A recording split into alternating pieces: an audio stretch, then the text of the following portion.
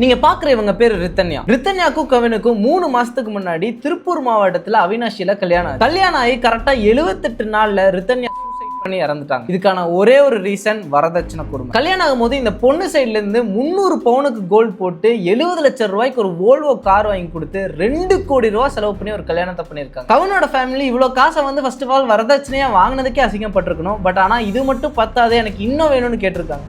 கவினோட அப்பா அம்மாவும் ஈஸ்வரமூர்த்தி அண்ட் சித்ரா தேவி இவங்கெல்லாம் சேர்ந்து இந்த பொண்ணு கிட்ட 200 பவுன் எக்ஸ்ட்ரா கோல்டு வேணும்னு இந்த பொண்ணு டார்ச்சர் பண்ணிருக்காங்க. இந்த விஷயத்தை இந்த பொண்ணு அவனோட அப்பா அம்மா கிட்ட போய் சொன்னா அவங்க வந்து அட்ஜஸ்ட் பண்ணிட்டு அந்த வீட்டுல இருன்னு சொல்லியிருக்காங்க. எப்படி காசு கேட்டு டார்ச்சர் பண்ற வீட்ல அட்ஜஸ்ட் பண்ணிட்டு இருக்க சொல்றாங்கன்னு எனக்கு புரியல. இதுக்கப்புறமும் இந்த வரதட்சணை குடும்ப டார்ச்சர் தாங்க முடியாம இந்த பொண்ணு வந்து அப்பாக்கு ஒரு வாய்ஸ் நோட் வாட்ஸ்அப்ல அனுப்பிச்சிட்டு கார்ல விஷத்தை குடிச்சு இறந்து போயிட்டாங்க. இந்த வாய்ஸ் நோட்டை கொஞ்சம் கேட்டு பாருங்களேன். அவன் கொடுக்குற மென்டல் டார்ச்சர் என்னால தாங்க முடியல. உடல் ரீதியாகவும் என்னால் அவங்க கூட உண்மையாவே இருக்க முடியல. ரொம்ப டார்ச்சரா இருக்கு. டெய்லியும் காசு வேணும்னா உழைச்சு சம்பாதிக்க பாருங்க. உங்க பொண்டாட்டி கிட்ட இருந்து வரதட்சணையா கேட்டு சம்பாதிக்க பார்க்காதீங்க.